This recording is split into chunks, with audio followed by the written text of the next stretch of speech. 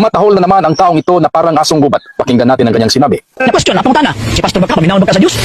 Kisa man ang paminahon sa Diyos, Malakyas, Kapitulo 2, versikulo 7. Ngunit pa ni Propeta Malakyas, katungdanan sa mga pari at pagtudlo may tungod sa kaalam sa Diyos, ay sila mauman ang mga sinugo sa Ginoo nga labing gamanan. So ang Diyos ito mamati nila. At kung ating sundan ang kanyang binabasa, siya po ay nagsisinungaling. Ang taong ito ay nagsisinungaling sapagkat ang pari na tinutukoy dyan sa Malakyas Kapitulo 2, versikulo 7 ay mga pari sa bayan ng Israel. At hindi naging kailanman na ang mga pari sa bayan ng Israel ay naging miyembro o naging Romano Katoliko. Walay mabasa sa balaang kasulatan nga ang mga pari gihinganlan og mga iro. Ang mabasa sa balaang kasulatan, ang mga pastor nga walang kabusugan, mao toy gihinganlag iro. So ang mopaghot, dili kadtong mga pari, samot na nga ang mga layman. Never pud mahitabo nga gihinganlan sa balaang kasulatan nga ang mga layman, parihan ako, gihinganlan og iro. Ang Biblia nagsulti, ang mga iro mao tong gitawag og mga pastoy. So, dili ako ang nipaghot, kundi kamo ang kanunay mipaghot, igo lang ko mitubag sa inyohang gitawag og paghot.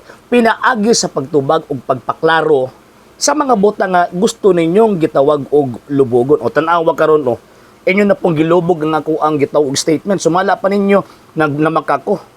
Sige no, tagad og statement or video. I-present daw ninyo nga, nisulti ko nga kanang Malakay chapter 2 verse 7, referring na particularly sa mga paring Romano Katoliko. Sige daw, tagaid daw. Kung dili mo maka-provide ana, dili mo makahatag ana, buti pa sabot, dili ako ang namakak. Kamo ang gitawag og namakak. Ang burden of proof na sa inyo nga mga nagpasangil. Wala sa ako.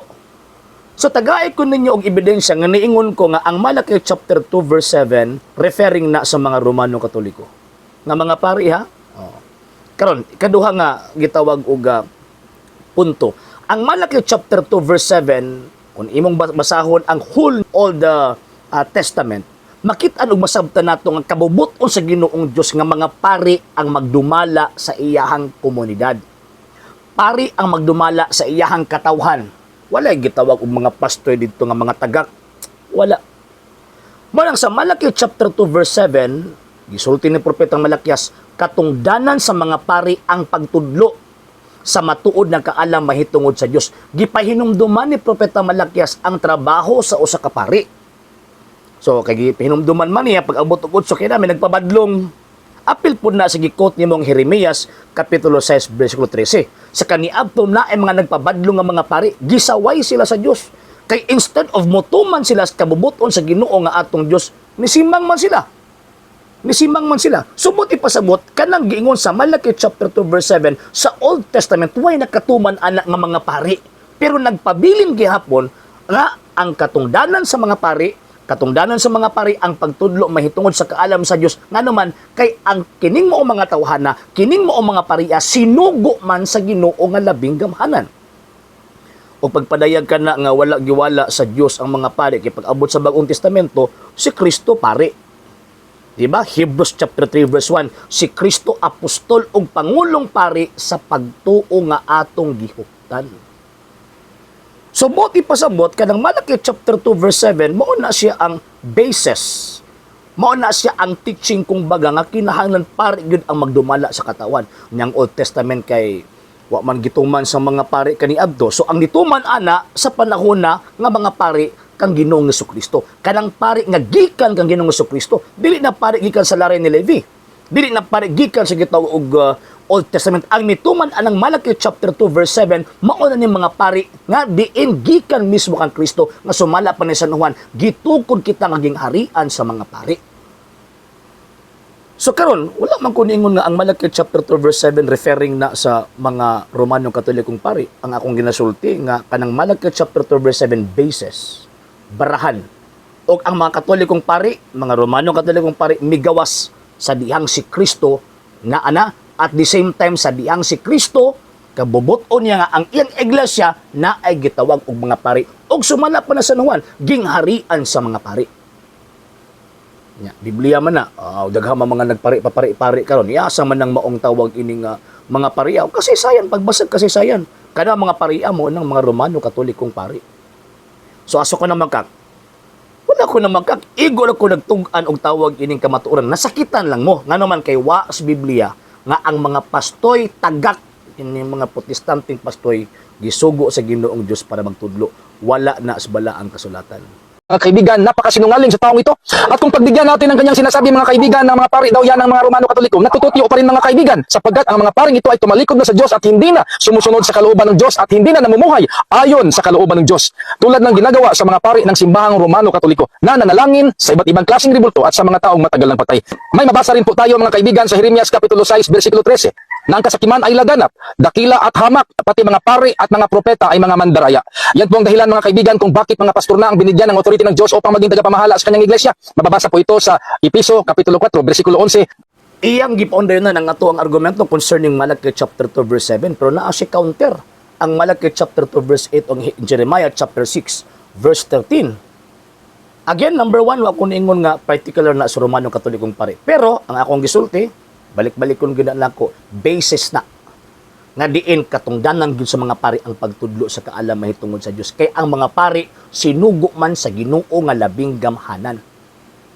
So, kay ang mga pari sinugo man sa Ginoo nga labing gamhanan, sila gyud ang mo-continue ana.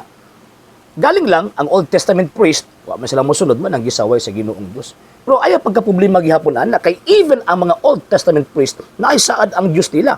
Kanang gi-quote nimo sa Malachi chapter 2 verse 8 o Jeremiah chapter 6 verse 13. Sumala pa ni propeta Malakias, muanhi ang Dios aron paghinlo ni ining maong mga pari sama sa paghinlo sa plata.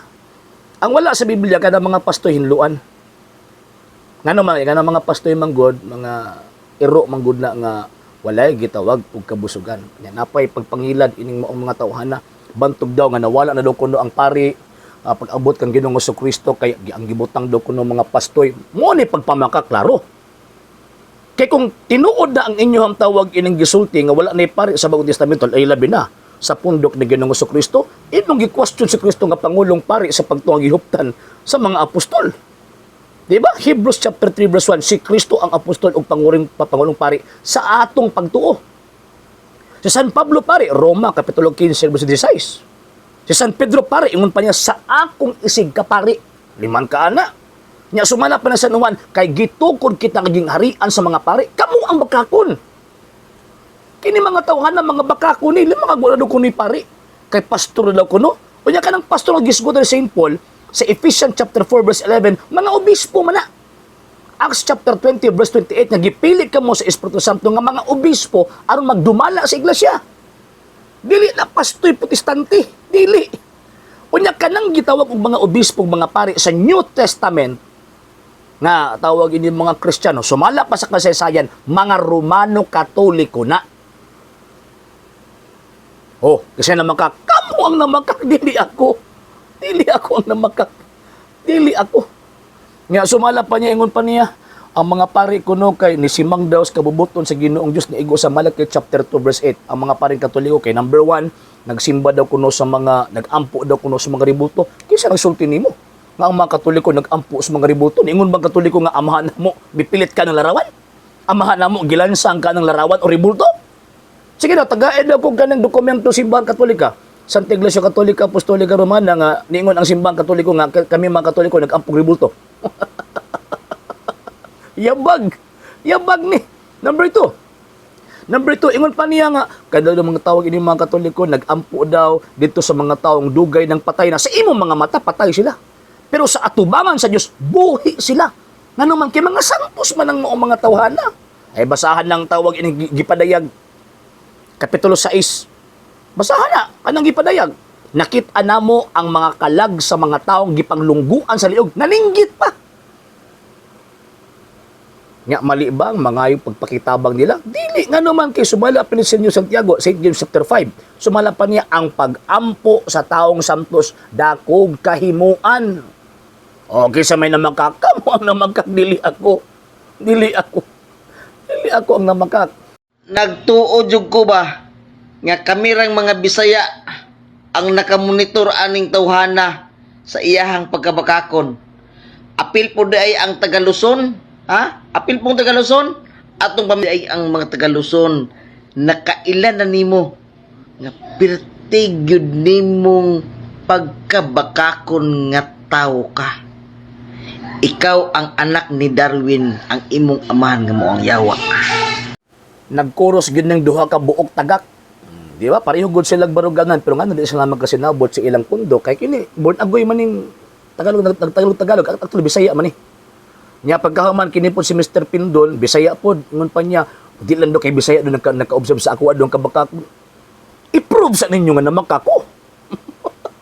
I-prove ninyo with evidence. At the same time, na ay supporting evidence or facts ang inyong opinion kung magbasa mo Biblia. Dili kay tawag ka ng mga kusar mo nga naman ka. Kanya pagka mabisag usap ka ebidensya mo gilatag. Kamu pagani ang nga palso. Kamu pagani ang tawag ang nga balimtong sa inyong mga argumento. Nga naman, kay magbasag Biblia, opinion ang ginapairal, dili ang ebidensya. O niya, at the same time, ginatamak-tamakan ninyo ang mga ebidensya nga nagsultis kamaturan. Subay sa tamang insakto nga pagsabot sa gitawag og balaang kasulatan. Di ba? Dili ako ang amahan sa dili ako ang anak sa Yawa, kamo ang anak sa Yawa. Nga naman, una, nagpasakop mo anang pundok gitukod og mga Amerikano, way connection sa Biblia. Ikaduha, nagbasa-basa mo Biblia, nag-interpret mo sa Biblia nga di mo maminaw sa iglesyang gitukod ni Ginoong Jesucristo. So igo mo sa giingon sa 1 Pedro 1:20 na bawal ang personal interpretation. Nya kining mo mga tawhan ng mga walay alamag sa pagsabot-sabot niya nang mao nakasulat sa balaang kasulatan. Di ba? Instead of motuman mo sa iglesyang gitukod ni Kristo, diyan naman inumunituman sa mga Amerikano. Asa man as Biblia be? Tagayad ko sa balaang kasulatan. Nga ka ng mga apastoy Amerikano, gisugo na sa Ginoong Diyos anong pagtudlo, may tungod sa kaalam, may tungod sa Diyos. Sige na be, tagayad ko tawag inong sitas, kay pag dili mo maka-provide ana, kamo ang bakakon, kamo ang anak sa Yawa. Kunya kanang inyong baba, mga tawhan na ang tawag inong kusog kay kana bitawng personal attack kung baga ba. Mo ning gisulti ni San Pablo. Roma kapitulo 3 versikulo 13. Sige ngon dinhi, ang tutunlan nila sama sa binuksang lubnganan. Gigamit nila ang ilang dila sa pagpanglimbong. Panlimbong man ang inyo. Sige mo pangakusa nga namakak ang mga Katoliko pero wa mo ikahatag igong ebidensya nga ma-establish nga ang mga Katoliko, particularly ako, na provide mong ebidensya din ang pagkauman ato ang tubagon. Kung di mo maka-provide og ebidensya, nagpasabot nga ang inyong argumento huyang, hungaw. Mo na nga luoy kayo. So karon kini nga tong tawag kini nga pagtuwag, makita nato nga gini kusog ning mga tawhan na pagtugbang sa kamatuoran kay di gud ninyo mabungkag mapukan ang kamatuoran sumala pa ni Kristo et forte inferi non prevalibont adversus iam. Even the gates of hell shall not prevail against it. Abot alang mong almost 200 years ng inyong mga pundok. 100 years kining sa Born Agoy. Papagani abot 100 years pero wag gyud niyo napukan ang Iglesia Katolika. Nga naman kay na ay divine promise or Diyos nung saad. Sa hindi pa po nakapag-follow sa mga pages po natin, i-follow niyo po yung mga pages po natin. RJ Horolanciano II TV Apolia Punto Argumento page, Kuya Apologist TV page, and RJ's Vlog 2022. And pwede rin po kayo mag-send po dyan ng Facebook stars. And also, sa ating po mga channels, sa hindi po nakapag-subscribe, subscribe po ninyo yung mga channels natin, Dalay Catholic, Apologist International Official, RJ Sano II TV, Kuya Apologist TV, and Barrio Kawayan Religious Forum.